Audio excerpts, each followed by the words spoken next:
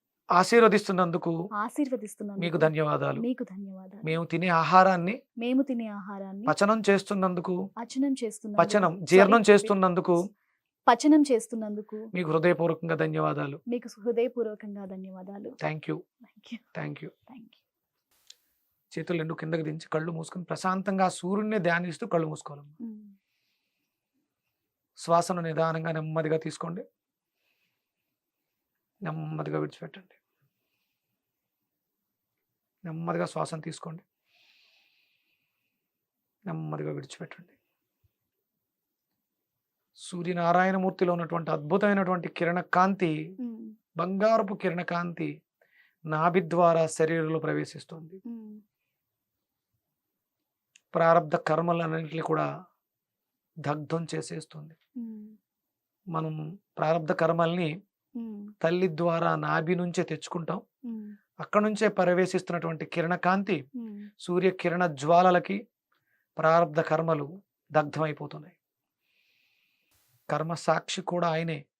భౌతిక దేహాలు మార్చగలం, ఎదుటి వాళ్ళు కళ్ళు గప్పగలం, కానీ ఆయన కను చూపు మేరకు తప్పించుకుని తిరగటం కానీ కర్మలు చేయటం కానీ చేయలేం. కర్మ సాక్షి సూర్యనారాయణమూర్తి తెలిసో తెలియకో చేసినటువంటి ప్రారబ్ధ కర్మలన్నింటినీ కూడా ఆయన తన కిరణ కాంతితో దగ్ధం చేస్తున్నాడు. అగ్ని పునీత సీత అన్నట్టు మన శరీరం ఆ కిరణ కాంతి జ్వాలలకి మనలో ఉన్నటువంటి ప్రారబ్ధ కర్మలు, ప్రతికూల శక్తులు దగ్ధమైపోతున్నాయి. మన శరీరం కూడా పునీతం అవుతుంది. మరొక్కసారి హృదయం దగ్గరకు చేతులు తీసుకొచ్చి నమస్కరిస్తూ, సూర్యదేవ మహానుభావ, సూర్యదేవ మహానుభావ, నీ కిరణ కాంతితో నీ కిరణ కాంతితో నా శరీరంలో ఉన్నటువంటి నా శరీరంలో ఉన్న సమస్త దోషాలను సమస్త పాపకర్మలను దగ్ధం చేసి నన్ను పవిత్రుని చేసినందుకు నీకు హృదయపూర్వకంగా ధన్యవాదాలు.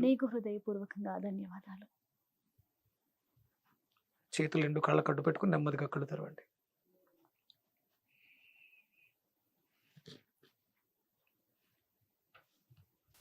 మనసుకి ఎంత ప్రశాంతంగా ఉంటుంది కదా గురుగారు. ఆత్మకారకుడు ఆయనేనమ్మా, సూర్యుడే. మన లోపల ఉన్నటువంటి ఆత్మ ఆయనే. అందుకని సూర్యుడికి మనకి ప్రతి మనిషికి కూడా అవినాభావ సంబంధం ఉంది. దాన్ని మర్చిపోయి ఏ పనులైతే చేయకూడదో ఆ పనులన్నీ ఆదివారమే చేస్తాం. అందుకని దోషాల్ని తెచ్చుకుని అనారోగ్యమైనటువంటి శరీరాన్ని మోస్తున్నాం. ఇప్పుడు అద్భుతమైన శక్తి మన దగ్గరకు వచ్చేసింది. మన దగ్గర అక్షయ పాత్ర ఉంది. ఇప్పుడు ఈ చేతులతో ఆ పాత్రను స్పర్శించడం ద్వారా మనం ఏదైతే శక్తిని పొందామో అదంతా కూడా ఆ పాత్రలోకి వెళ్ళిపోతుంది. ప్రతి ఇంట్లోనూ ఇవాల్టి నుంచి అక్షయ పాత్ర ఉంది. మీరు ప్రతి నిత్యం ఏం చేయాలంటే, మీ ఓపిక, బియ్యం ఉంటాయి కదా, పగలని విరగని బియ్యాన్ని ఏరాలి చేత్తో. ఒక గింజ చేత్తో తీసుకుని ఓం నమో భగవతే హిరణ్య గర్భాయ నమః అని ఆ పాత్రలో వేయండి. మీరు ఎన్ని ఏరగలిగితే అన్ని. మీకు ఎంత బంగారం కావాలితే అంత బంగారం. అది తెల్ల బంగారం కదా, అన్నం. మన ఇంట్లో కేజీ బంగారం ఉన్నా ఏం లేవు. ఒక కేజీ బియ్యం ఉంటే నలుగురికి భోజనం పెట్టవచ్చు, ఆకలి తీర్చవచ్చు. మీరు ఒక గింజని చేత్తో పట్టుకుని ఓం నమో భగవతే హిరణ్య గర్భాయ నమః ఆ పాత్రలో రేపటి నుంచి, ప్రస్తుతానికి ఇప్పుడు అందులో జలం ఉంది, అది తీర్థంగా తీసుకుని మీ ఇల్లంతా కూడా సంప్రోక్షణ చేసుకుని మీ చుట్టుపక్కల ఎవరికైనా దానం చేయాలనుకుంటే, మీరు ధ్యానం చేశారు కదా, ధ్యాన దానం అవుతుంది. మీరు ఏం పొందారు? చాలా పొందారు. అవన్నీ అందరికి ఇచ్చేస్తున్నారు. మీకేమొస్తాయి? అన్నీ వస్తాయి. ఇది అందరికీ పంచాలి. ఇప్పుడు నుంచి మీరు కూడా, ఇవాళ నుంచి మీరు కూడా సౌర కుటుంబ సభ్యులే, సన్ స్పిరిచువల్ సొసైటీలో మెంబరే. ఎందుకంటే మనకు అవసరం లేదమ్మా సూర్యుడితో, అందరికీ అవసరమే. అందరం కూడా ఆయన పిల్లలమే. మనకి సూర్యవంశీయ రాజులు, చంద్రవంశీయ రాజులు అనేవారు. సూర్యవంశీయ రాజులు స్వయం ప్రకాశకులు. వీళ్ళ మీద ఆధారపడే వాళ్ళు చంద్రవంశీయ రాజులు. అంటే సూర్యుడి శక్తి ప్రత్యక్షంగా ఉంటుంది. సూర్యుడి శక్తి నుంచి చంద్రుడు ఉదయిస్తూ ఉంటాడు. ఆయన ఆధారపడుతూ ఉంటాడు. కాబట్టి మనందరం కూడా సూర్యవంశీయులమే. మనకు సూర్యుడితో పని ఉంది, అవసరం ఉంది. ఆయన మనల్ని ఎదిగేలా చేస్తాడు. మన ఎదుగుదలకి, జ్ఞానానికి జ్ఞానప్రదాత ఆయన. అన్నదానం చేస్తే కడుపు నిండుద్ది, కానీ జ్ఞానదానం చేస్తే నువ్వు తినే అన్నాన్ని నువ్వు సంపాదించుకుంటావు. నువ్వు అన్నం కోసం ఎవరి మీద ఆధారపడక్కర్లేదు. అద్భుతమైనటువంటి జ్ఞానప్రదాత, ఐశ్వర్యాన్ని, ఆరోగ్యాన్ని. ఆరోగ్యమే మహాభాగ్యం, ఆరోగ్యం భాస్కరాది. ఇది ఇక్కడ నుంచి అందరూ చెయ్యాలి. ఇది అందరికీ అందివ్వాలి. ధ్యానదానం చెయ్యండి, బోల్డని కలిసి వస్తాయి. అసలు గురువుగారు నిజంగా నా మనసు చాలా ప్రశాంతంగా ఉంది. రేపటి నుంచి కాదు, నిజంగా ఇవాళ పొద్దున్నే నేను ఇది విన్నా కూడా ఇంకా ముందు నుంచే మొదలు పెట్టేదాన్నేమో అనిపిస్తోంది. తప్పకుండా నేను చేస్తాను. నా ప్రేక్షకులు కూడా ఇప్పటి నుంచి హిట్ టీవీ ప్రేక్షకులు అయితే ఎవరైతే ఉన్నారో నిజంగా గురువుగారు చెప్పింది మన లైఫ్ కి ఎంత ఇంపార్టెంటో ఫస్ట్ అర్థం చేసుకోండి. వీడియో చూసిన ప్రతి ఒక్కళ్ళు కూడా ఆలోచించండి, చెప్పింది వినాల్సిన అవసరం లేదు. ఆలోచించండి, నిజం అనిపిస్తే చెయ్యండి, ఆచరించండి, అందరికి అందివ్వండి, బాగుండండి. నేను చేసిన దానిగా చెప్తున్నాను. ఒక్కసారి చేస్తే మీకే అంటే తర్వాత చెయ్యాలి అన్న హిట్ టీవీ యాప్ ఇందులో short news, live news, entertainment shows, movies, digital magazines తో పాటు మీ జిల్లా వార్తలను కూడా ఫ్రీగా చూడొచ్చు. అంతేకాదు కేజీ నుంచి పీజీ వరకు విద్యార్థులకు స్కాలర్షిప్ కూడా అందిస్తున్నాం. ప్రతి వారం 10 మందికి లక్కీ డ్రా ద్వారా ఒక్కొక్కరికి 10,000 రూపాయలు అందిస్తున్నాం. ఇంకెందుకు ఆలస్యం, వెంటనే హిట్ టీవీ యాప్ ని డౌన్లోడ్ చేసుకుని ఫ్రీగా ఎంటర్టైన్మెంట్ పొందండి. Hit TV app. Hit TV app. Please download Hit TV app. Hit TV యాప్ని ఫ్రీగా డౌన్లోడ్ చేసుకొని ఎంజాయ్ చేయండి. మీకు నచ్చిన ఎంటర్టైన్మెంట్ కోసం హిట్ టీవీ యాప్ ని ఫ్రీగా డౌన్లోడ్ చేసుకుని ఎంజాయ్ చేయండి. హిట్ టీవీ యాప్ని డౌన్లోడ్ చేసుకుని ఆస్వాదించండి, ఆశీర్వదించండి. ఇంతమంది సెలబ్రిటీలు హిట్ టీవీ యాప్ ని డౌన్లోడ్ చేసుకోండి అని చెప్తున్నారంటే ఎంత మంచి యాప్ ఆలోచించండి. అమెరికాలో చదవాలనుకునే వాళ్ళకి విశ్వసనీయమైన పేరు మన శౌర్య కన్సల్టెన్సీ.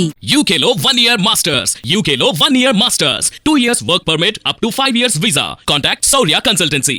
Contact 89851 89851.